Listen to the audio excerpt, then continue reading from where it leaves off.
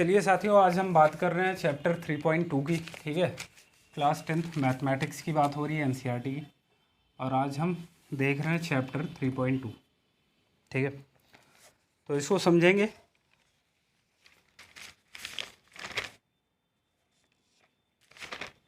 चलो, पहला ही क्वेश्चन कह रहा है इसका, कह रहा है solve the following pair of linear equation by substitution method.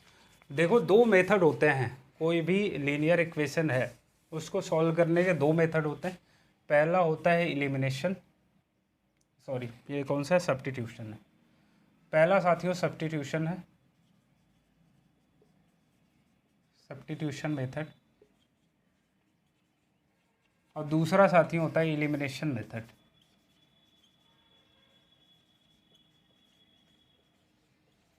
तो इस चैप्टर में 3.2 में हम केवल इसकी बात करेंगे, सब्स्टिट्यूशन मेथड की। ठीक है, तो और इसके बाद नेक्स्ट चैप्टर जो होगा 3.3 उसमें एलिमिनेशन हम बात करेंगे। तो अभी के लिए यहाँ से मैं इसको हटा देता हूँ। ठीक है, अभी हम केवल बात करेंगे सब्स्टिट्यूशन मेथड की। अब इसको सॉल्व कैसे करेंगे वो चीज़ें देख लेते हैं। एक क्वेश्चन लेता हूँ मैं। पहला ही क्वेश्चन आपसे कह रहा है कि एक x plus Y is equal to दिया हुआ आपको 14, इसको इक्वेशन 1 मान लेना। और दूसरा है x minus Y is equal to 4, इसको इक्वेशन 2 मान लेना। साथियों, इसके बाद आपको क्या करना है, यहाँ x यहीं पे रखो। ठीक है, इस y को उधर लेके जाओगे तो ये हो जाएगा 4 प्लस वाई। ठीक है, अब x की ये जो वैल्यू आई है ना, इसको इक्वेशन 1 में रख दो। देखो करना क्या है, ध्यान रखना। अगर तुम x की वैल्यू इक्वेशन 2 से निकाल लो, देखो यहाँ से मैंने x यहीं पे रखा है, ये उधर चला गया, 4 प्लस वाई हो गया। मतलब इस x की जो वैल्यू निकाली ना, इक्वेशन 2 से निकाला है। ये जो x की वैल्यू आएगी, अब इसको हमको पुट करना है इक्वेशन 1 में। अगर यही काम हम इक्वेशन 1 से किए होते, ठीक है, x की वैल्यू मैं इक्वेशन 1 से निकाल रहा होता, तो जो भी x की वैल्यू आती वो हम इक्वेशन 2 में रखते। तो देखो इसमें लिखना पड़ेगा आपको कि put the value of x, put the value of x in equation 2 से निकाला है तो 1 में रखो, इक्वेशन 1। ठीक है, अब इक्वेशन 1 है क्या हमारे पास, यहाँ से करता हूँ मैं। इक्वेशन 1 है x plus Y is equal to कितना, 14 है। x की वैल्यू अभी हमने कितना निकाला है, 4 प्लस वाई, तो x की जगह तुम 4 प्लस वाई रख दो, plus Y is equal to 14। y और y ऐड होके 2y बनाएगा, और ये 4 उधर जाएगा तो क्या बन जाएगा, 14 माइनस का 4। यहाँ से 2y इज इक्वल टू कितना आ गया, 14 से 4 जाएगा, कितना आएगा 10। 2 से इसको काटोगे 2 5 जो 10। y की वैल्यू मेरे साथियों आ गई कितना, 5। y की वैल्यू आ गई कितना, 5। अब ये जो y की वैल्यू आई है ना, इसको किसी एक इक्वेशन में रख दो, चाहे तुम 1 में रख दो चाहे 2 में रख दो। बताओ किस में रख दूँ। आप कहोगे सर जी 1 ही में रख दो। चलो, तो यहाँ पे लिखेंगे put the value of y in equation 1। Equation 1 है क्या हमारे पास, x plus Y equals to 14। x की वैल्यू हमको निकालना है, और y अभी हमने 5 निकाला हुआ है, 14। यहाँ से साथियों x की वैल्यू निकालोगे ना, ये 5 उधर जाएगा तो 14 माइनस 5 कितना हो जाएगा, 9 आ जाएगा। यहाँ से देखो साथियों, हमने x और y की वैल्यू निकाल ली है। इस बात में किसी को कोई प्रॉब्लम नहीं होनी चाहिए। फिर से एक बार देख लो क्या करना है। तुम चाहे इक्वेशन 1 को उठा लो चाहे 2 को उठा लो, उसमें से तुम x की वैल्यू निकाल लो। x की वैल्यू कितना आ गई, 4 प्लस वाई। अगर तुमने इक्वेशन 2 लिया हुआ है, वहाँ से तुमने x की वैल्यू निकाला है, तो ये जो x की वैल्यू है ना, उसको इक्वेशन 1 में रखना। जैसे ही हम x की वैल्यू इक्वेशन 1 में रखेंगे, आप देख रहे हो y की वैल्यू हमको मिल गई। अब जब ये y की वैल्यू आ जाए, तो ये y की वैल्यू अब तुम किसी में उठा के रख दो, चाहे तुम 1 में रख दो चाहे 2 में रख दो, तुम्हारा x की वैल्यू आ जाएगी। बताओ इसमें कोई दिक्कत है। एक और क्वेश्चन लेते हैं इसका, और यहाँ से आपको क्लियरली एकदम से चीज़ें समझ में आ जाएंगी। ये हमारा जो मेथड है, जो हमारा तरीका है, इसको सब्स्टिट्यूशन मेथड बोलते हैं। ठीक है, सब्स्टिट्यूट करना मतलब किसी के जगह किसी और को रखना, इसको सब्स्टिट्यूशन मेथड बोलते हैं। दूसरा क्वेश्चन आपसे कह रहा है s minus T is equal to 3, s minus T is equal to 3, इसको इक्वेशन 1 मानेंगे। और यहाँ दूसरा है s upon 3 plus T upon 2 equals to C, इसको इक्वेशन 2 मानेंगे। अब क्या करना है, यहाँ से पहले इसको सॉल्व कर लो। 3 और 2 का एलसीएम लोगे कितना आ जाएगा 6। ठीक है मेरे साथियों, एक बात मुझे बताओ, इस 3 से जब इस 6 को डिवाइड करोगे आएगा कितना 2, 2 का मल्टीप्लाई एस के साथ कितना 2s हो जाएगा, प्लस 2 से डिवाइड करोगे 6 को आएगा 3, 3 का मल्टीप्लाई टी के साथ 3t हो जाएगा इज इक्वल टू 6। ठीक है अब इस 6 का क्रॉस मल्टीप्लाई कराओगे तो 6 6 जा डायरेक्ट कितना 36 लिख दे रहा हूँ मैं। ठीक है यहाँ से इसका काम हो जाएगा ख़त्म। ये हमारा इक्वेशन 2 है। अब यहाँ से एक काम करो, यहाँ से तुम निकाल लो s की वैल्यू निकाल लो। s इज इक्वल टू कितना आएगा, 3 अपनी जगह पे है, ये 2 उधर जाए t जाएगा तो प्लस का t बनाएगा क्योंकि उधर माइनस में था। s की वैल्यू आ गई। अब आपको कुछ नहीं करना, यहाँ पे लिखना है put the value of s in equation. अब मुझे बताओ कौन से इक्वेशन में मैं रखूँगा। s की वैल्यू मैंने निकाला है 1 से, तो इसको रखेंगे किसमें 2 में, तो यहाँ पे लिख देंगे 2। ठीक है 2 इक्वेशन कहता क्या है, 2s plus 3t is equal to 36। 2s की वैल्यू कितना निकाला है 3 प्लस टी, तो 3 प्लस टी रख देंगे यहाँ पे, प्लस का 3t इज इक्वल टू 36। 2 3 जा कितना 6, प्लस 2 इंटू टी कितना 2t plus 3t is equal to 36। यहाँ पे आप देख सकते हो कि साथियों थोड़ा सा ऐसे कर लो इसको, यहाँ पे आप देख सकते हो लिखा हुआ है 3t और 2t कितना 6 plus 5t is equal to कितना 36। 5t मेरे साथियों ये 6 उधर जाएगा तो 36 माइनस का 6 यानी कि 30 आ जाएगा। ठीक है 5t। अब t की वैल्यू निकालोगे तो 5 6 या 30 आता है, 6 आ गया। यहाँ से हमने t की वैल्यू निकाल ली है। अब इस t की वैल्यू तुम किसी एक इक्वेशन में रख दो, तो इसमें 1 में रखना ज़्यादा आसान है मेरे लिए। तो यहाँ पे मैं लिख दूंगा कि put the value of t in equation 1। ठीक है 1 हमारे पास है क्या, s minus T is equal to 3। s minus T की वैल्यू कितना 6 है इज इक्वल टू 3। यहाँ से मेरे साथियों s ये 6 उधर जाएगा तो प्लस का 6 होगा, 3 प्लस 6 कितना 6 3 9, s की वैल्यू आ गई 9। यहाँ से हमने s और t दोनों की वैल्यू निकाली है और यही वैल्यू आपको निकालना था। बहुत आसान है, आप देख सकते हो। ठीक है एक सिंपल तरीके से, अच्छे तरीके से आप इसको निकाल पा रहे हो। बताओ इसमें कोई दिक्कत है। एक और क्वेश्चन लेते हैं साथियों, एक और क्वेश्चन हम लेते हैं, उसको भी सॉल्व करते हैं और सॉल्व करके ख़त्म करने का काम करते हैं इसको।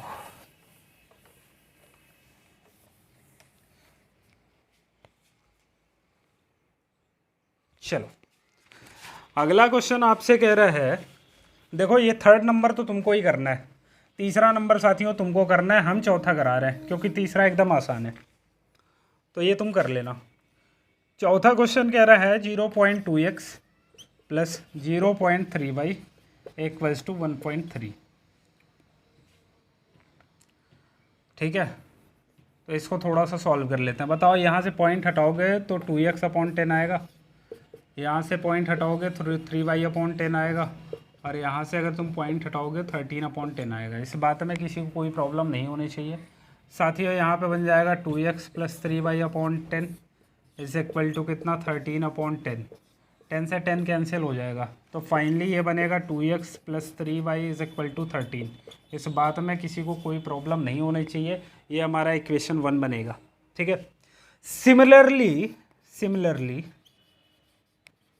दूसरा इक्वेशन आपको दे रखा है 0.4x plus 0.5y is equal to 2.3। तो इसको भी हम कैसे लिख सकते हैं, 4x plus 5y is equal to 23। ये इक्वेशन 2 हो जाएगा। मेरे साथियों ये बताओ, अगर 0.2x था, 0.3y था और 1.3 था, तो उसको हम 2x 3y और 13 लिख सकते हैं, मतलब डेसिमल सबका हट जाएगा। तो सिमिलरली ऐसे ये भी हो जाएगा 4x 5y 23। इस बात में किसी को कोई प्रॉब्लम है तो बताओ, बोलो भाई कोई दिक्कत है क्या तुम्हें? कोई प्रॉब्लम नहीं होनी चाहिए साथियों। यहाँ पे क्या करोगे, 2x यहीं पे रखो, ठीक है। ये 3y उधर लेके जाओगे तो कितना बन जाएगा 13 माइनस 3y। ठीक है, बोलो भाई कोई दिक्कत है इसमें? अब यहाँ से x की वैल्यू जब तुम निकालोगे तो 13 माइनस 3y बाई कितना आ जाएगा 2।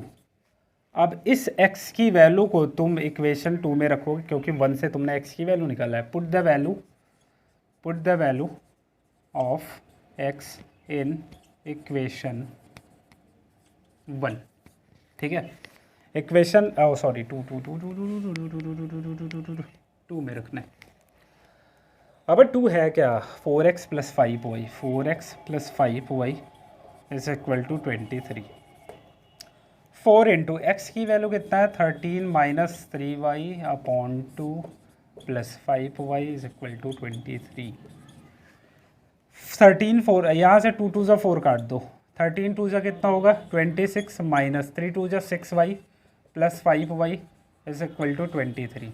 अब मुझे बताओ 6y से जब 5y जाएगा तो कितना आएगा माइनस का y, और ये 26 उधर जाएगा तो 23 माइनस 26, 26 से 23 जाएगा माइनस का 3 आएगा, माइनस का y, माइनस माइनस कैंसिल होगा, y की वैल्यू निकल के आएगी 3। अब इस y की वैल्यू को तुम किसी भी इक्वेशन में रख सकते हो। जैसे मैं प्रेफर करूँगा कि इस y की वैल्यू को मैं इक्वेशन 1 में रखूँगा, तो यहाँ भी लिख देना। तुम लिखना क्या है आपको, यहाँ लिखना है put the value of y in equation 1। अब 1 है क्या 2x plus 3y is equal to 13, 2x plus 3y is equal to 13। मुझे बताओ y की वैल्यू कितना है, तो आप कहोगे सर जी 3 है, तो y की जगह 3 रखो, 3 इंटू 3 कितना हो जाएगा, ये 2x, 3 3 9 इज इक्वल टू 13। कूद जाओ नीचे, 2x यही अपनी जगह पे रहेगा, 9 उधर जाएगा तो 13 माइनस 9, 13 से 9 जाएगा कितना 4, 2x। x की वैल्यू निकालो कितना 2 2 4, x की वैल्यू 2 आ गई। बोलो भाई x की वैल्यू यहाँ से हमने 2 निकाल दिया, y की वैल्यू 3 निकाल दी। इस बात में किसी को कोई प्रॉब्लम है तो बताओ? नहीं होगा, हर एक चीज़ जैसे करना चाहिए था वैसे मैंने किया हुआ है।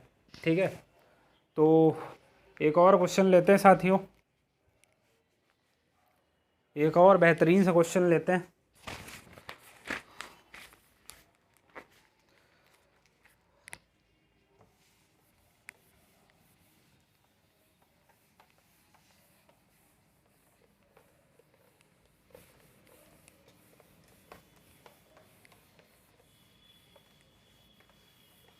मेरे हिसाब से सब्स्टिट्यूशन मेथड आपको अच्छे से समझ में आया होगा। और यहाँ पे हम क्वेश्चन नंबर 5 ले रहे हैं। क्वेश्चन नंबर 5 इसमें कह रहा है √2x plus √3y equals to 0, equation 1 है। और यहाँ पे दूसरा इक्वेशन है √3x minus √8y is equal to 0। ये इक्वेशन कितना है, ये इक्वेशन 2 है। ठीक है, इसको कैसे करेंगे, तो देखो भाई सबसे पहला काम यहाँ से x की वैल्यू निकाल लो, √3x ये उधर जाएगा तो प्लस का √8y बनाएगा। ठीक है, x की वैल्यू निकालोगे √8 अपॉन √3y। ठीक है, ये वैल्यू अब आप क्या करोगे इसमें रख दो। ठीक है, यहाँ पे लिखना तुमने इक्वेशन 2 से इसको निकाला है, तो ये जो x की वैल्यू आएगी इक्वेशन 1 में रखना है। पुट द वैल्यू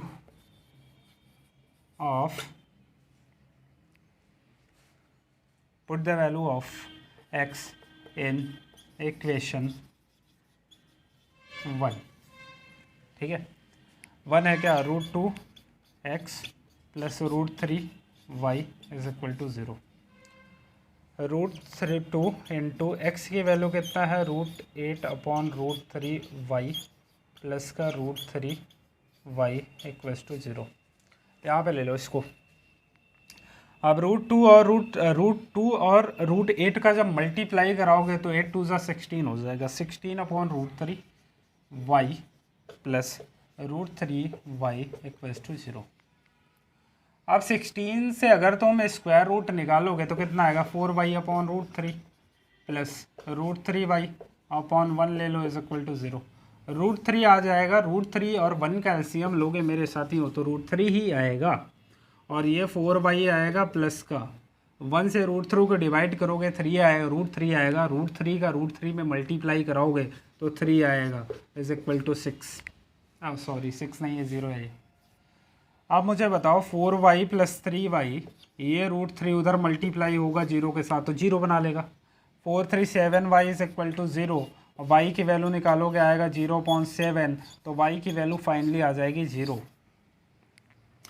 मेरे साथियों अगर y की वैल्यू 0 आ गई तो अब इस y की वैल्यू को तुम किसी एक इक्वेशन में रख दोगे तो x की वैल्यू भी तुम्हारी 0 ही आएगी। कैसे वो देख लो। चलो यहाँ छोटा सा है, यहाँ पे करा देता हूँ मैं। चलो यहाँ पे हम क्या करेंगे, लिख देंगे put the value of y in equation 1। Equation 1 है क्या, √2x plus √3y equals to 0। y की वैल्यू अगर 0 है तो √3 इंटू 0 इज इक्वल टू 0 और √2x, ठीक है।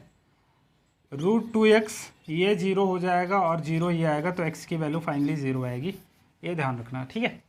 बताओ इसमें कोई दिक्कत है। क्वेश्चन नंबर 6 आपके लिए मैंने छोड़ दिया है, आसान सा क्वेश्चन है, ठीक है। तो जो बहुत ज़्यादा आसान है देखो वो नहीं करा रहा हूँ, कोई मतलब नहीं होता है, आपका भी टाइम लॉस होगा, मेरा भी लॉस होगा, ठीक है। जो बहुत ज़्यादा आसान है, लेकिन किसी बच्चे को अगर इस बात में दिक्कत है, प्रॉब्लम है, तो वो पर्सनली मेरे पास मैसेज करेगा। और नंबर मेरा लिखा हुआ है 7752868599, तो उस पर आप मैसेज करिए, कॉल करिए। कहीं भी आपको किसी भी क्वेश्चन में प्रॉब्लम हो रही है तो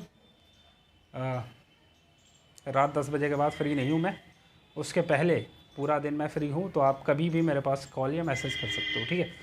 तो आज के लिए इतना ही रखते हैं, बाकी मिलते हैं नेक्स्ट वीडियो में। तब तक के लिए थैंक यू सो मच, धन्यवाद। जय हिंद, जय भारत।